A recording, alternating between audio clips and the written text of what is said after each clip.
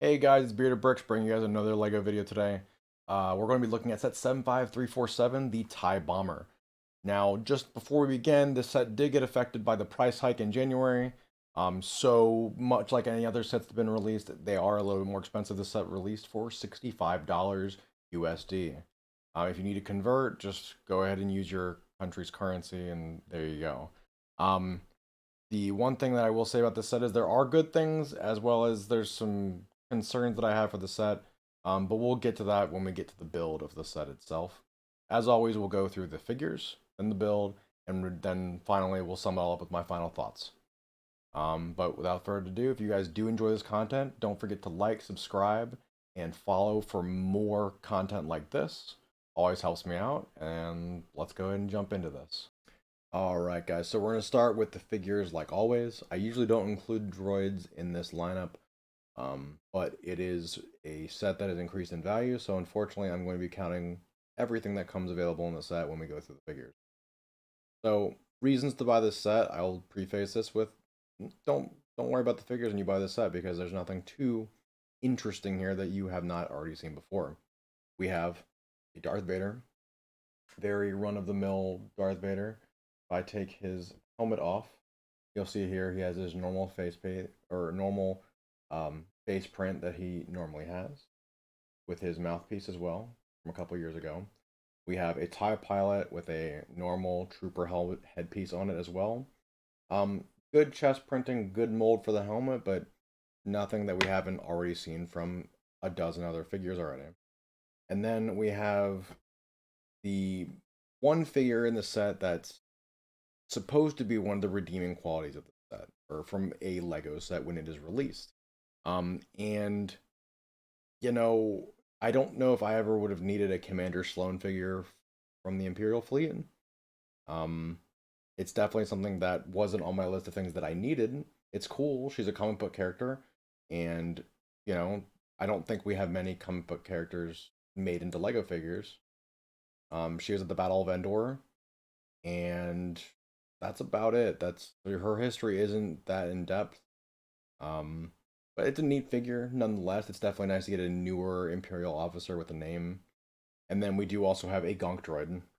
Like I said, it's nothing too crazy with the minifigures. It's just, we could have done something different. A Death Trooper, um, a Stormtrooper even would have been cool.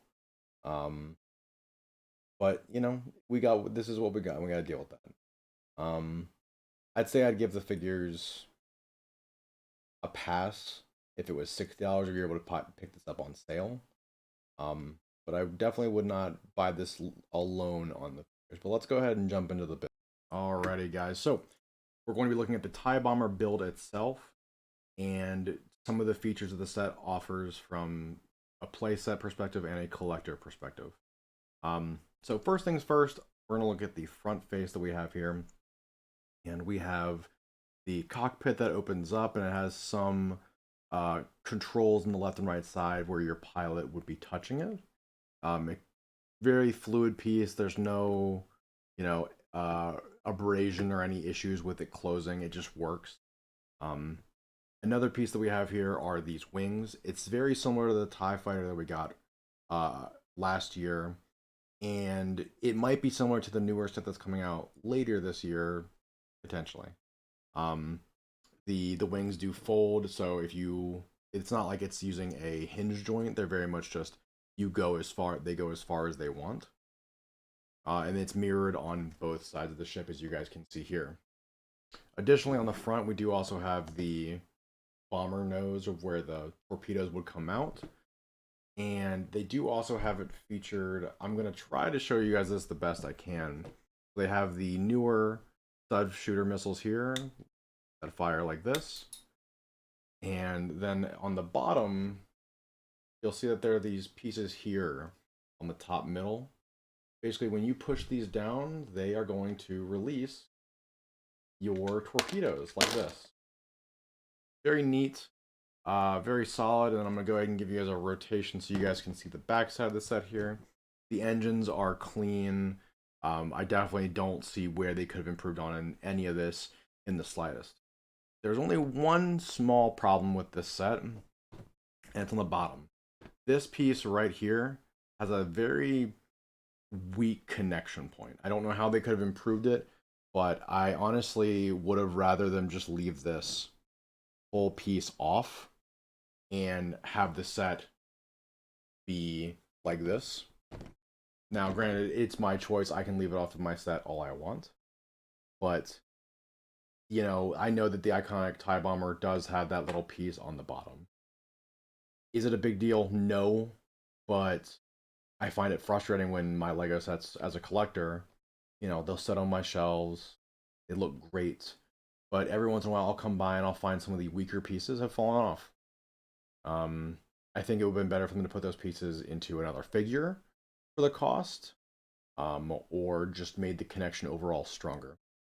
But that's my review of overall just the build. We're going to go and get into my final thoughts, and then you guys can decide for yourselves if it's something you guys would like down in the comments.